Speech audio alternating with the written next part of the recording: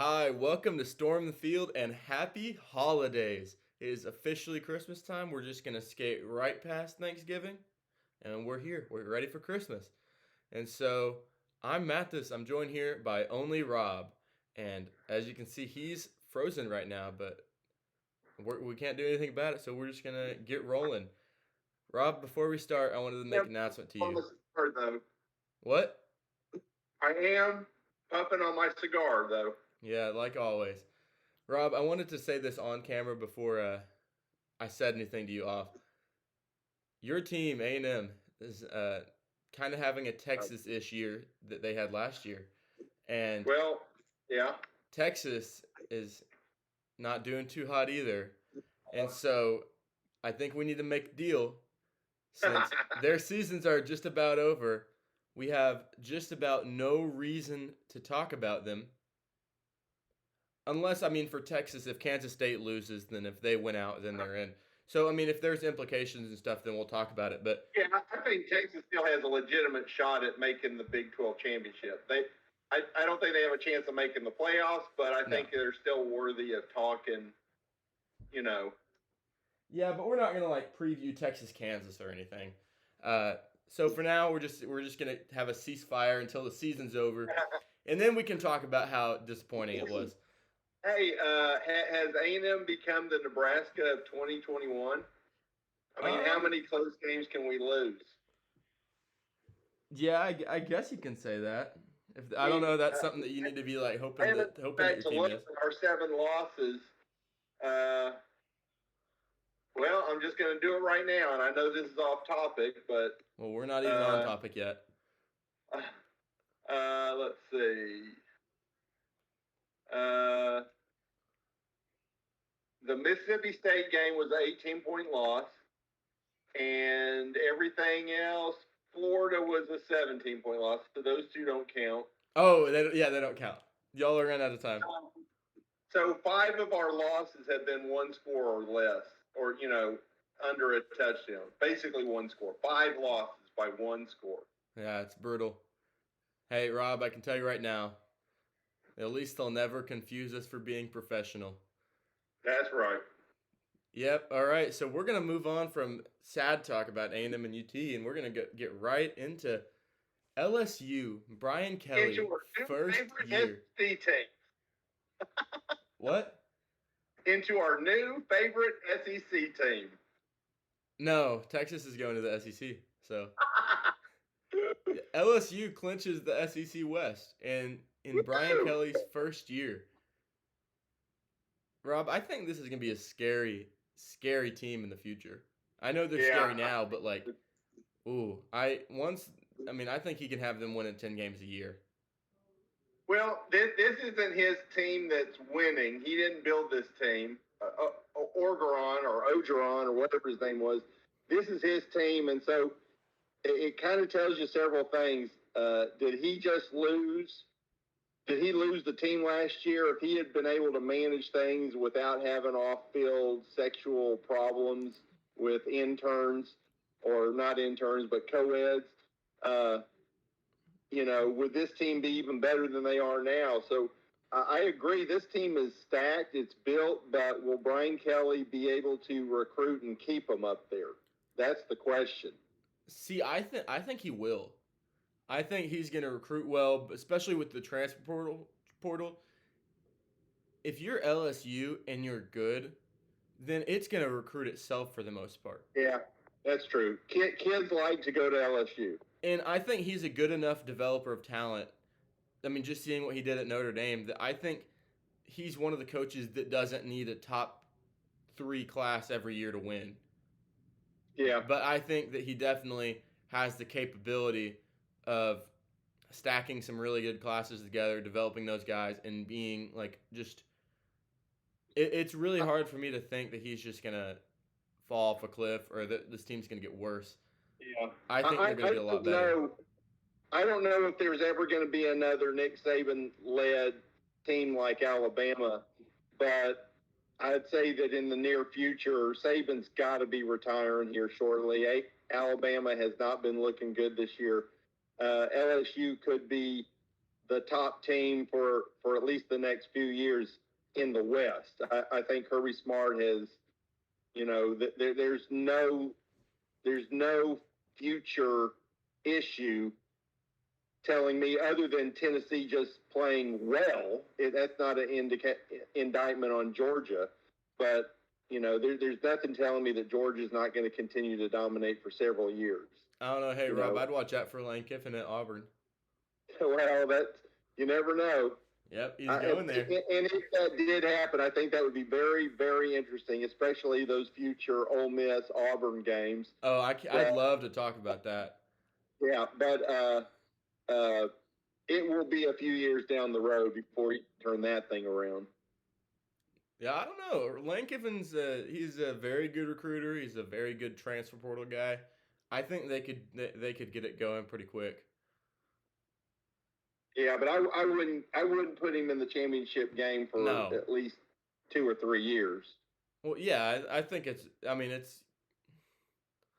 hard for me to think. I think Texas and OU collectively will produce one team that is a threat to those teams. Yeah. And adding them into the mix, it's just going to be a giant mess. You got LSU on the up. I agree with you on Bama kind of trending down, but like they're not going to just go to an 8-9 win team overnight. And I'll be honest with you. With LSU always has the chance of being good, and maybe they've turned that corner and gotten gotten better under Kelly. I think Tennessee playing as well as they are, they've always been a dominant football team. They've just gone for 10 or 15 years. They pulled an Alabama, I guess, during the 80s and 90s where they just weren't that dominant. But with Texas and Oklahoma coming in, and depending on how the SEC decides to rank their 2 championship teams, you could very well rarely have a repeat SEC champ. Yeah, I mean, it's going to be rough. Yeah. Yeah, it's going to be scary. But we do want to save some of those hypothetical and kind of just future-looking questions for the off-season. Because we want to have stuff to talk about in January, February, March. And we're definitely going to scale it down, probably shorter episodes, maybe once a week, just because no one's watching anyways, but it's fine. We're going on. Except my dad and your mama. All right, so we're going to talk about the TCU Horned Frogs now. And first off, I'd just like to say Texas played absolutely terrible in that game, specifically the offense. The defense, I mean, missed coverage and not filling holes, bad angles on that. But, I mean, that's 2 plays that were just big chunk plays that were touchdowns. Other than that, I was very encouraged with the way their defense played.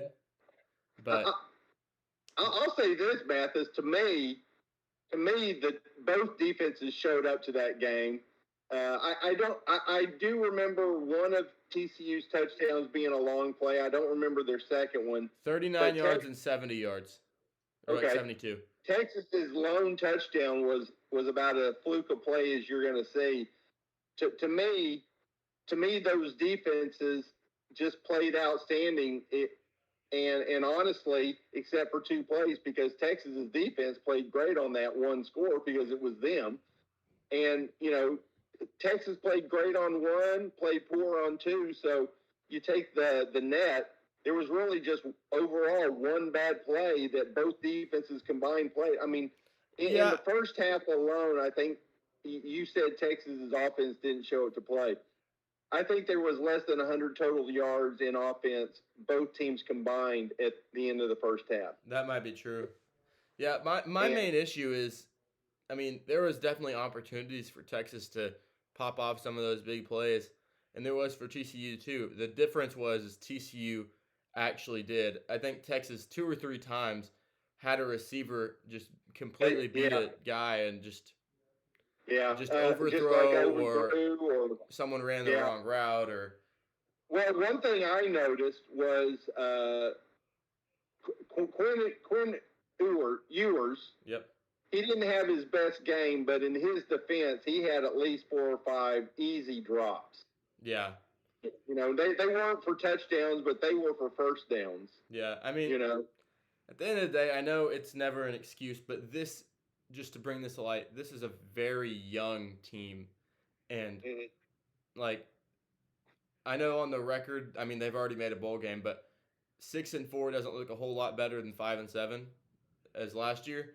But this team it's a better team. I can say that it's a much better team. I mean, they're playing in their losses. I think this was tied for their biggest loss is by a touchdown.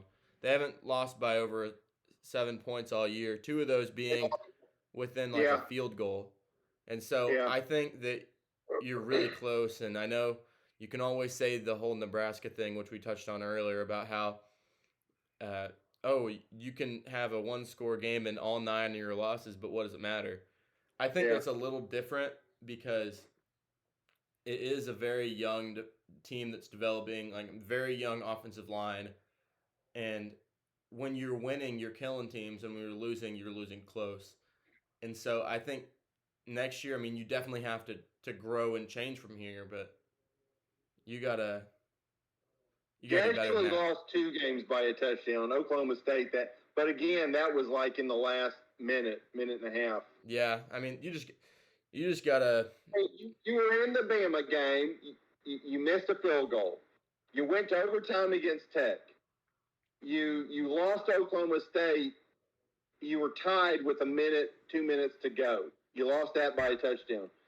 This by far was the worst defeat, and it was only a 7-point loss. Yeah. Yeah, they just didn't play good enough. But I think it's not a reason to pull the fire alarm and but it could have looked worse because on that play it was, if I remember right, it was like 5-6 minutes to go in the game. TCU's up 17-3. They're on their 35. They're definitely in 4-down territory. And I remember turning to Kyle and saying, it was like 3rd and 5, 3rd and 6. And I said, they're going to run the ball because they're going to play for a first down. They're too far for a field goal. They're up by 2 scores. And they're just going to they don't care about scoring. They just want to run the clock out. And with 5 minutes to go, they could have gotten another first down and then had an easy field goal. From a TCU perspective, that play, if that play hadn't happened, it would have been 20-3, and then Texas would have had to take over and just press, and get onside kick, press onside kick, But my gosh, that made a crazy, from a fan's perspective, it became a game again with 5 minutes to go. It was a 1-score game. I didn't really feel it that way, but I think I'm pretty in touch with this team. So I'm saying from a fan perspective. Yeah, Yeah, from someone who is just very familiar with this team, like when they're not getting it going, not a homer like you. Well, they weren't going to come through and score. Like they'd got a field goal all day. Like I didn't trust them. Yeah, the offense only scored 3.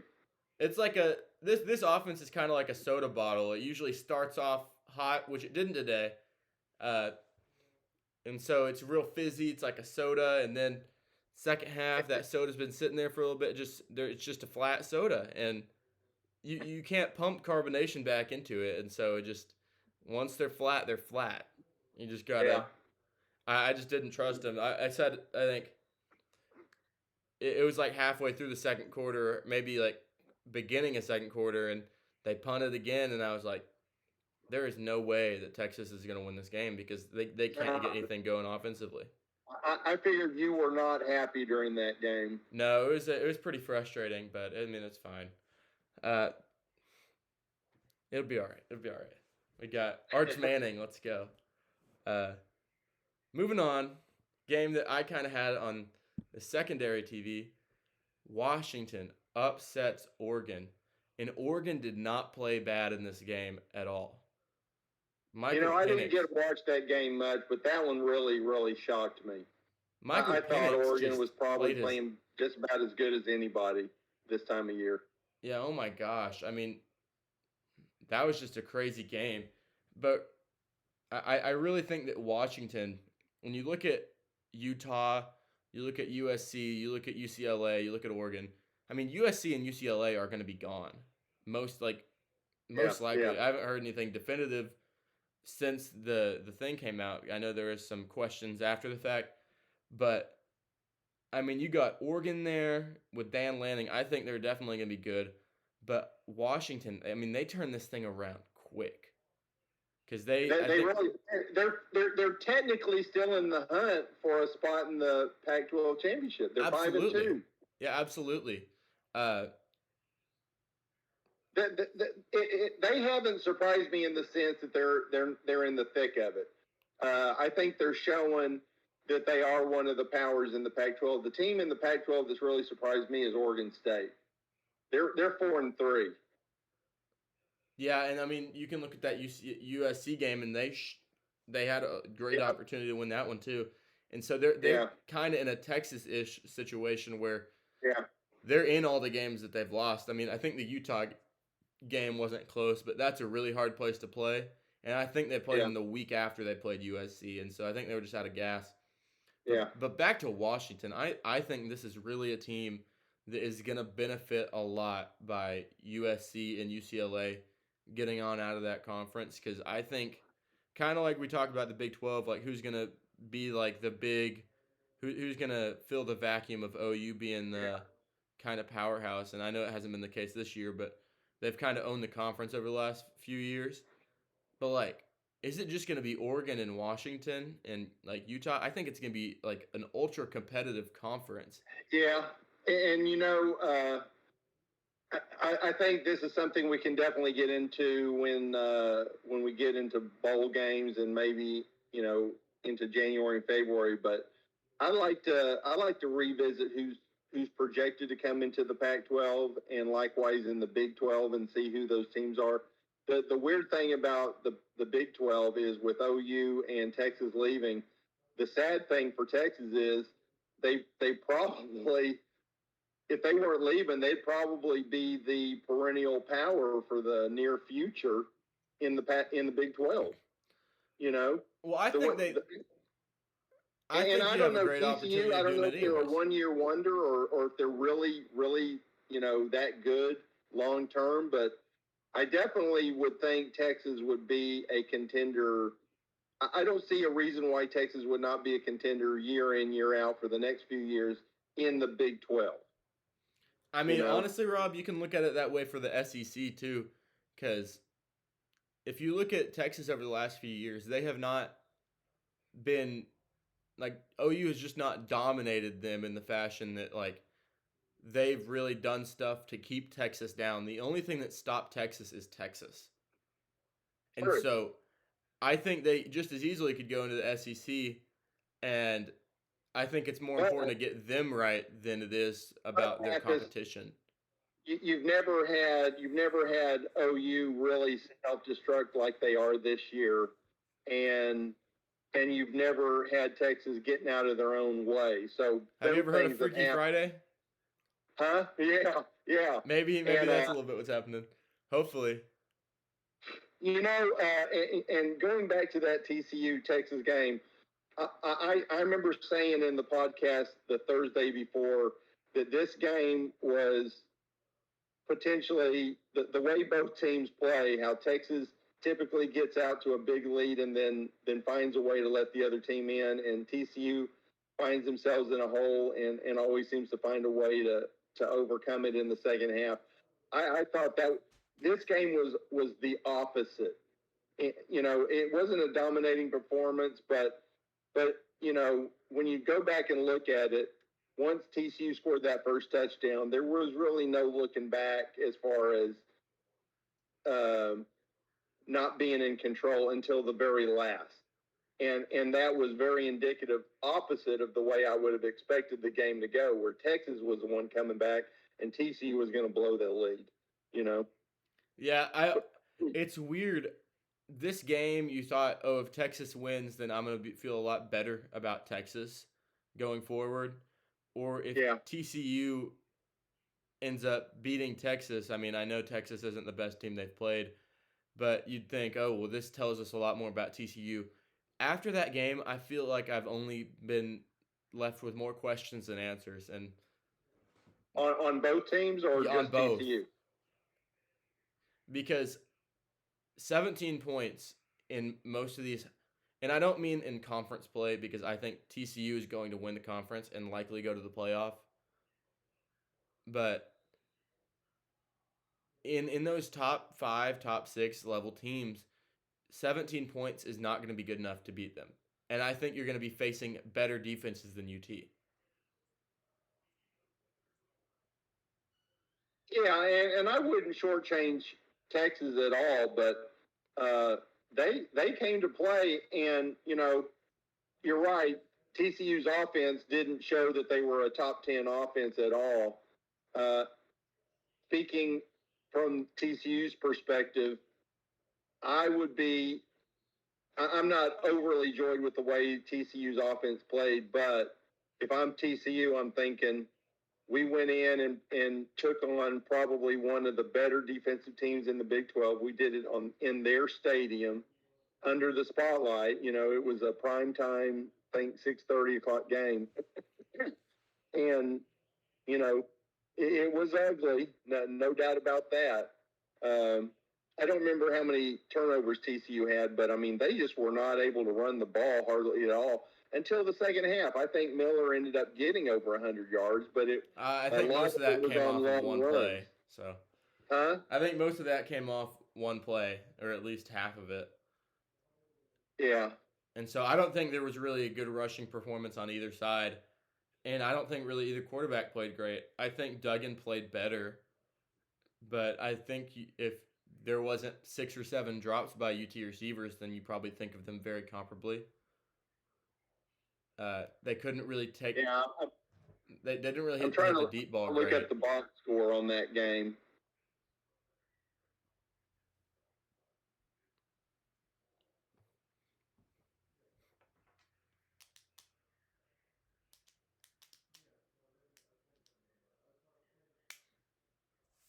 So I'll tell you one thing that really surprised me.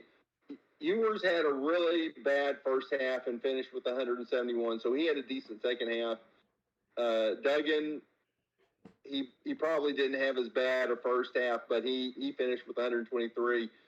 The thing that really surprised me more than anything, because I'm not going to blame Ewers on his stats, because like I said, he had 4 or 5. I mean, just not should have caught, but it was right where it needed to be, and the guy just did not catch it. But Robinson, that really surprised me. He was 12 for 29 yards. That really surprised me. And I don't know if that was TCU's defense was just geared to focus on him or what. I mean, what their entire game plan? Usually, most of the year they've rushed 3 and then sent everyone else into coverage. Ewers has been kind of shaky these last few weeks, so what they did is they pretty much said, "All right, Ewers, beat us," and I mean, they had 5, 6 people in the box most plays, and Yeah. I mean, Bijan was getting hit in the backfield most of the plays, and so I'm not really gonna kill him for his performance, but if I had any gripes about Bijan in the game, it's that they didn't get him involved in the pass game Yeah, because he's a they good pass probably. catcher. You Yeah. got to get your playmakers into open not field. only that, there was one play. It was a wheel route where TCU defender And fell. Quinn just didn't He throw would it have to been him. wide open. Unfortunately, Ewers was already focused on another player, and he had made. And the replay showed he made the throw to the inside route, and immediately threw his hands up in the air because he knew he had just missed a great opportunity. Robinson would have just walked in. Yeah. There was no one there. No one. Yeah, and maybe that was the Miller, little spark they needed. He had 138 yards, 75 on one play, so that gives him 63. The weird thing is, if you take that run away from him, he still would be the lead rusher for the entire game. Yeah, and that's not a super good game, especially when you just look at how many carries these guys got. Yeah. Wait, how many carries did Bijan get? 12 carries, which is probably half his normal. Yeah, I mean, in a game against a top 4 team, which TCU is, like not just I have questions about them. They're top 4 or 5 based off their resume. I don't know if I'd treat them that high in a power rating, uh, but you got to get your best player the ball more than 12 times, especially if he's getting hit in the backfield. You got to get the ball done pass game. You know, I didn't really get a sense of this, but Texas, they really did not try running the ball at all. There were 22 rush attempts by Texas. 5 of them were Ewers, where it was probably an RPO or he was just scrambling for his life. He threw 39 times, 39 passing attempts, 22 rushes, and 5 of those were Quinn himself. Yeah. And I look at TCU, and they had 44 rushing attempts. 11 of them were Dugans. And, half of those might have been by design. Half of them might have been because he was flushed out of the pocket. But, he had 11 rushing attempts for negative 33 yards, which tells me that there was a lot of big sacks for Texas. Yeah, I mean, he got sacked 4 or 5 times, I think. Yeah. Do you want to go ahead and move on to the STF poll? Absolutely. All right, we're here. The STF poll. Christmas edition. This is what we're looking for. Christmas edition. And it's just me and Rob, and so we don't have the youngsters out here just taking up all the spotlight. So we're going 10 deep this time. And so Rob, do we want to start off with number, let's go 10 through 8. And what we're going to do is we're both going to give our own list, but I'm also going to compile a collective list between the two of us. So we're going to have to compromise a little. And we're only doing 10 through 8 right now. Yeah, I'll tell you 10 through 8. You go, then I'll go. And we'll kind of work our way down. Okay. And then we'll make the list together. 10 through 8. So here's my 10 through 8. Number 10, Oregon. Number 9, Alabama. Number 8, LSU. All right. Number 10, Utah. Woo. Number 9, Alabama. All right. Number 8, and I know I'm going to get a lot of hate for this, and so we might have to throw someone else in the list. North Carolina. Oh, my God. Yep. The Tar Heels, Rob. The Tar Heels. I'm not opposed to that. I mean, but you moved them up 5 spots from where they were ranked last week. I mean, on my list, we only went 8 deep on the thing, but I had them at 11. Now, I'm looking at the NCAA. Never mind. I'm looking at AP. Mm-hmm. Okay. All right. Do we want to go 7 through 5? 7 through 5? Yeah. Okay. Number 7, Clemson. Oh. Number 6, USC.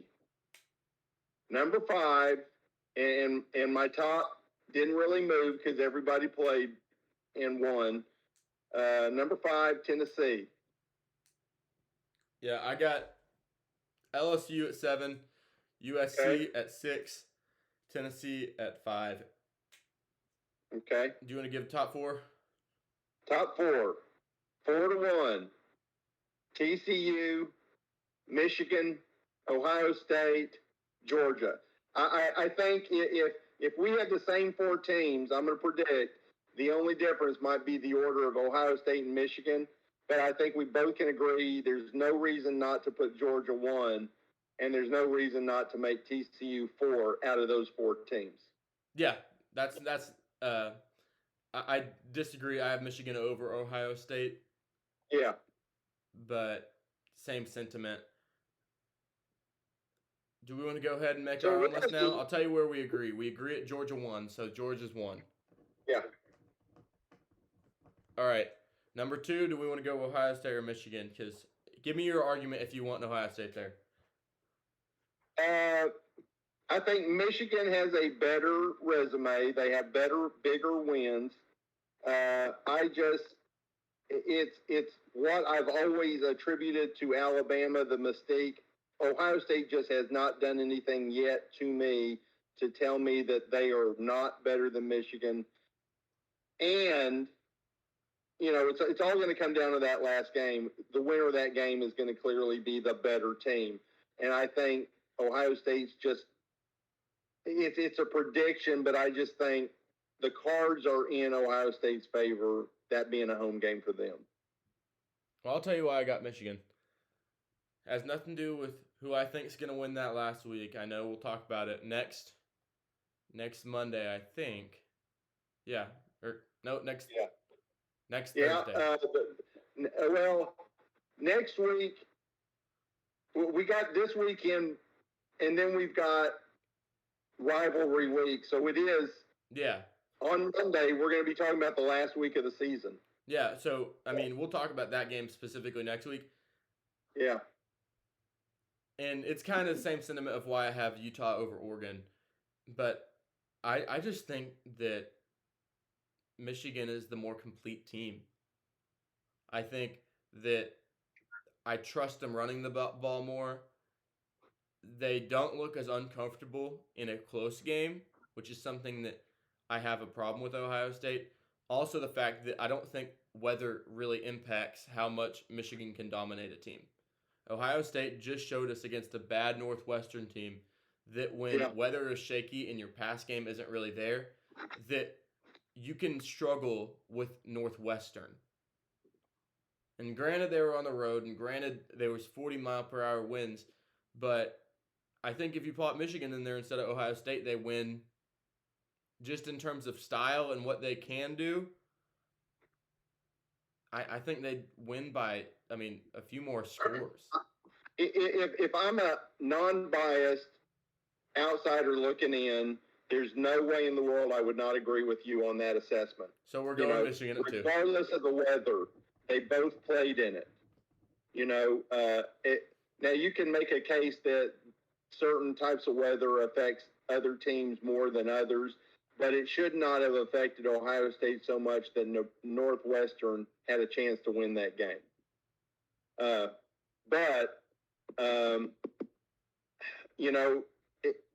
I just don't really have an explanation for it other than it's just a gut. And maybe in reality, Michigan is a better team. I just think I can't get over the fact that I think Ohio State's going to win that last game, which to me makes them the better team. All right, so we got Georgia, Michigan, then Ohio State. That's how it's going. Hey, and I know why they have Michigan. I know why they have Ohio State ahead of Michigan right now. I can tell you exactly why. Politics. No, because when Michigan goes into their house and beats them, then Ohio State can drop and still have a chance for the playoff. And that's not a bad analysis. And that's exactly how Alabama made the playoffs last year. Well, no, Alabama won their conference last year, Rob. Right, but they kept Alabama up even though they had that one loss against A&M. They kept them high enough that a potential loss to Georgia would, or let me reverse it. They made it going into that championship game. Who was the better team? Who did everybody think was the better team? Who was favored? I think it was Alabama, even though they had the one loss. I think Georgia was favored. They wanted to make sure that there was a chance that Georgia could still make it, even if they lost to Alabama, and they did. Well, I think Georgia was favored, and I think that it's because they had killed everyone they played all season. And they just flopped because there's no way you're going to drop a team that's played that good all year and lost to what was a complete, insanely dominant team in Alabama in that game. And really for a lot of the season. Well, and this isn't the focus of this podcast, but you do have to agree that the reason Georgia only fell to 3 was so they wouldn't have an immediate rematch against Alabama in the semis. Yeah. Which I wanted. I wanted that so bad because I wanted either Cincinnati or Michigan to make it. Because I don't Yeah. want to watch. I'd rather watch a rematch in a Yeah, and semifinal than the national honestly, championship. who cares? Who cares? You know, make them play in the spot that they deserve. Yeah, You not know, what. Yeah, I mean it was all marketed there. Uh, yeah, all right, so we agreed at Tennessee at 5, USC at 6. yes. So the big difference here is you've got LSU at 7, I've got them at 8, so that's pretty close. But the main difference is I've got Clemson in the top 10, you've got UNC. All right, so I think the thing is since I don't have Clemson in there at all, that will bring their average down. So I think we have to put LSU at 7. For sure, yeah. As a group, Yeah, and then because UNC is not on my top 10, you probably have to move Alabama to 8. yeah, Which is kind of ironic because we both had them at 9. yeah. All right, so here's the thing. I know we just talked about UNC and Clemson because each of us have one of those in. But since Well, hang on. Before you go too far into it, I still have Clemson and Oregon on the table. You have UNC and Utah. yeah, I think by default we have to drop Oregon and Utah because they're the worst team that we each have remaining. So now it really comes down to Clemson and UNC. yeah, I know, but I was talking for the 10 spot because I think Clemson or UNC is going to have to go in that 9 slot.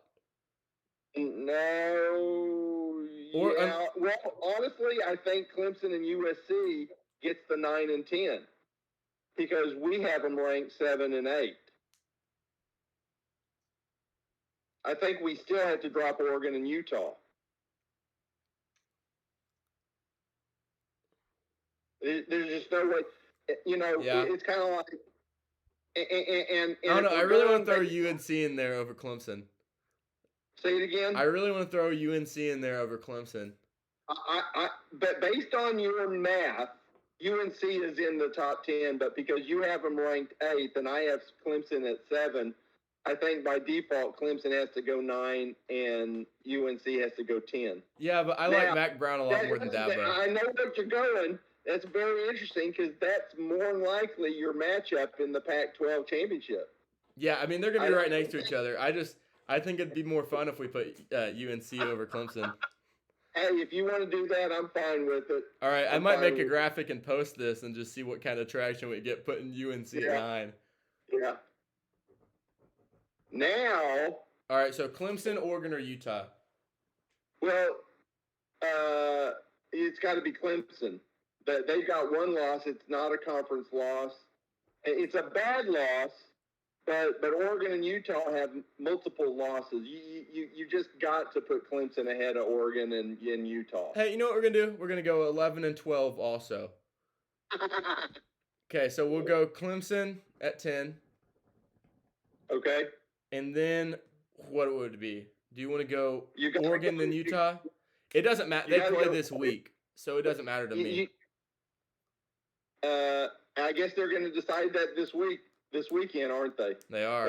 Let's put a T11. All right, we're going T11. Well, we can't because I'm going to make it a 12-team playoff bracket. Oh, okay. Who's had better losses? Well, I don't know. They both lost in week 1. Oregon lost by 46, and Utah lost by a touchdown. And then Oregon lost to, but they have a common opponent in UCLA, and Oregon beat them, and Utah lost to them. You probably got to, I think. Wait, should we have UCLA in here? But, I mean, they lost to Arizona this last week. So I think that's the worst loss. Yeah, and that's not a good loss, and it's late in the year. I mean, they still have a chance to make the Pac-12 championship, but here's what we'll do. We'll go Oregon, UCLA. and then we'll leave Utah out. First team out of the 12-team playoff. Okay. All right. Just because UCLA, they beat Utah. So something interesting that we have here is we've got 4 Big Ten teams in the playoffs. Mm-hmm. Ohio State, I'm talking future, Ohio State, Michigan, USC, UCLA. And we've also got Oregon, which makes them 5. Oregon's not going to the Big Ten. No. Oh, you're right. We have four Big Ten and 4 SEC. We got Georgia, Tennessee, LSU, and Alabama. We got 2 Pac-12s, Clemson and UNC. And we've only got 1 Big 12, TCU. Yeah, and I mean, everyone else has just killed each other. So. Yeah. I think this is a pretty good top 12. We'll put this out. I think so. All right. Now, who's going to actually make this year's Final Four? All right, we're going a little over the time what I was hoping for, and so we're just gonna say it, give a thought or two, and then we'll be out of here. Okay. All right, you go first. You want me to go? Okay, so I have Ohio State beating Michigan. I have Clemson winning out. I have TCU winning out, and if that happens, Georgia is going to win out. So you have to have Georgia. You have to have Ohio State. Clemson wins out. I think they get the nod over a second Big 10 team. And if you've got an undefeated TCU, especially where they're ranked right now, you can't knock them out. So I've got Georgia, Ohio State, TCU, and Clemson. I have TCU over Clemson because they're undefeated. Clemson has a loss. So I've got Georgia, Clemson in the first round. I've got Ohio State and TCU in the first round as well. All right, give me a winner of each of those games, and then give me the champion.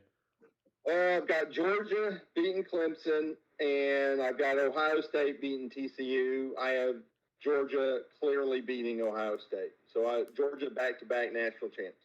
Woohoo! That's so fun. And so I'm going to go ahead and I'm going to take that, and I'm going to raise you. Okay. Number 1, Georgia.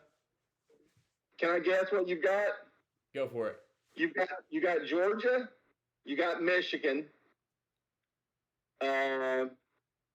You've got TCU. And I think you're going to find a way to get Tennessee in there.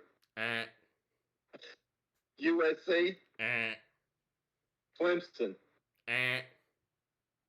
Woo-hoo-hoo-hoo. LSU. UNC.